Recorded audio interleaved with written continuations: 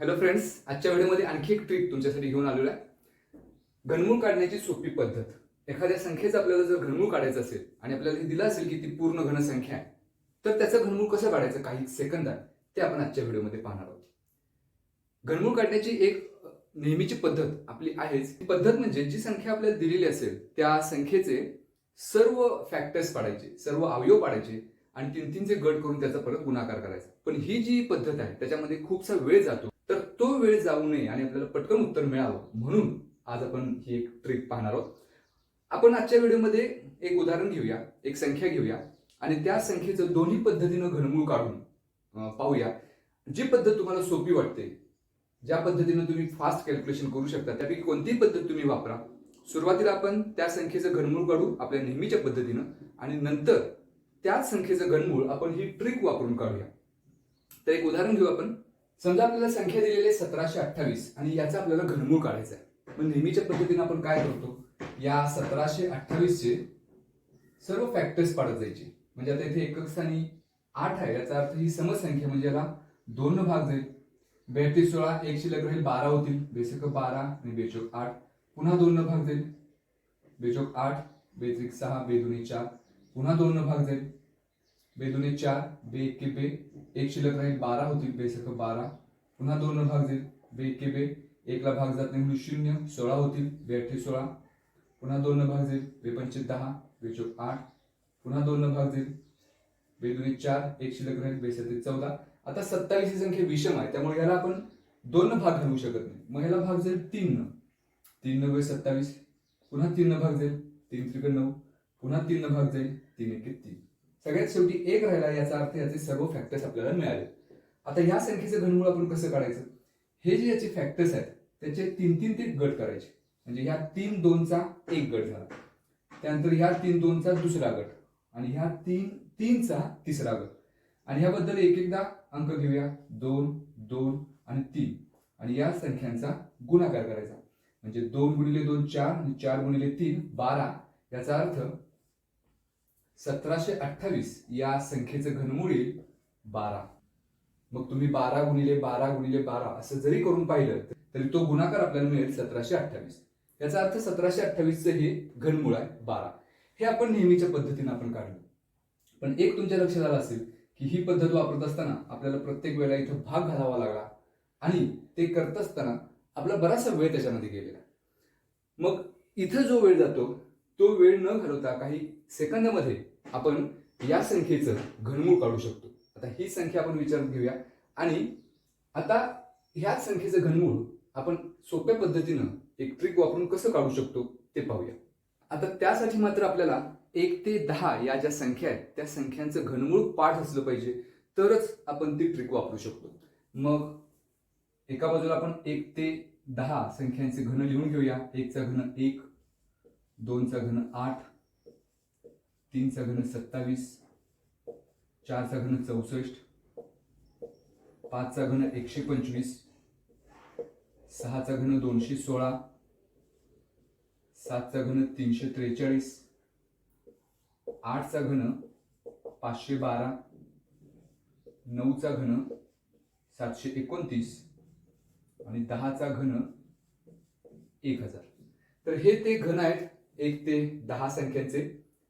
यामधल्या ह्या ज्या घन संख्या आहेत त्याच्या फक्त एकक स्थानचा आपण विचार करूया. पहिल्या संख्येमध्ये 1 च्या घनमध्ये एकच संख्या आहे, एकक स्थानी 1 आहे.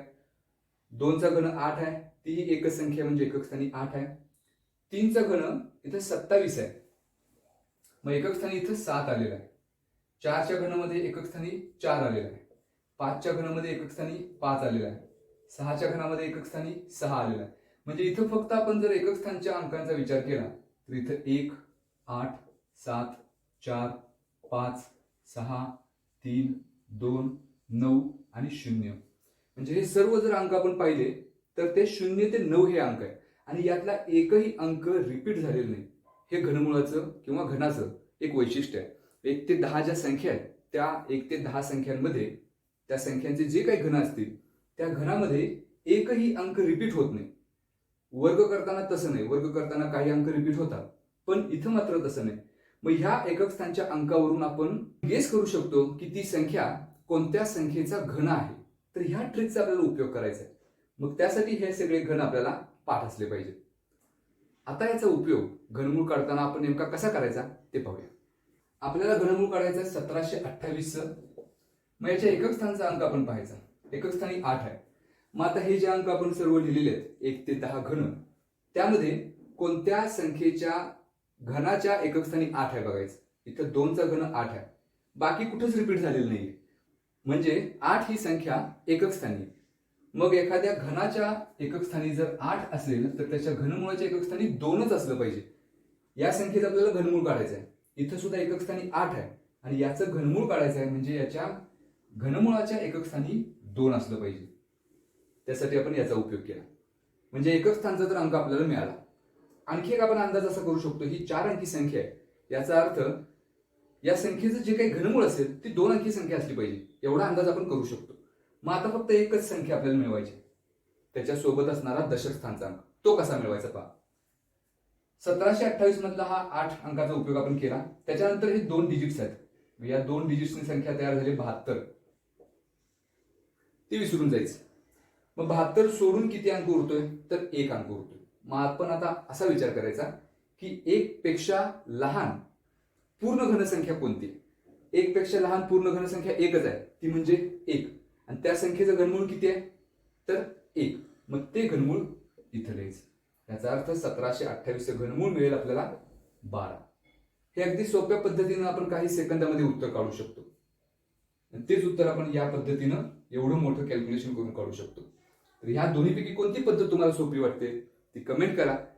आणखी एक उदाहरण आपण याच पद्धतीनं सोडवून पाहूया. 15625 ही थोडीशी मोठी संख्या आपण घेऊया. याचं घनमूळ आपल्याला काढायचं आहे. मग घनमुळात 15625 या संख्येचं घनमूळ काढण्यासाठी आता जी पद्धत आपण वापरली, एकक स्थानचा अंक पाहायचा.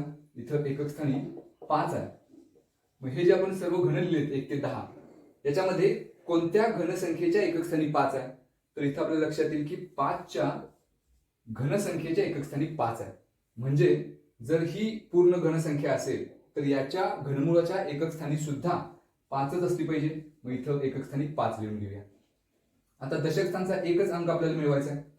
मग पुन्हा 5 सोबत आलेले 2 डिजिट्स, त्याच्यापासून संख्या तयार होते 62, ती सोडून द्यायची. मग ती 62 सोडून संख्या कोणती उरते 15. आता आपण असा विचार करायचा की या 15 पेक्षा लहान असणारी पूर्ण घनसंख्या कोणती. मग इथं जर आपण विचार केला तर 15 पेक्षा लहान असणारी पूर्ण घनसंख्या आहे 8. कारण 27 ही संख्या 15 पेक्षा मोठी आहे, ती पूर्ण घनसंख्या असली तरी. मग 8 ही जर पूर्ण घनसंख्या असेल तर त्याचं घनमूळ किती 2, म्हणून इथे लिहायचं 2. याचा अर्थ 15625 चं घनमूळ आहे 25. तर हे अगदी काही सेकंदामध्ये आपण उत्तर काढू शकतो. त्यासाठी मात्र एवढं बेसिक नॉलेज आपल्याकडे असलं पाहिजे. ते जर असेल तर अशा पद्धतीनं कोणत्याही संख्येचं घनमूळ आपण काही सेकंदामध्ये काढू शकतो. आणखी एक काम याच्याही पेक्षा कमी वेळेमध्ये आपण करू शकतो, पण ते तुम्ही करत नाही, ते म्हणजे चॅनलला सबस्क्राईब करण्याचं काम. अशा पद्धतीचा कंटेंट आवडत असेल, अशा पद्धतीच्या ट्रिक्स तुम्हाला शिकायचे असतील तर चॅनलला नक्की सबस्क्राईब करा. थँक्यू.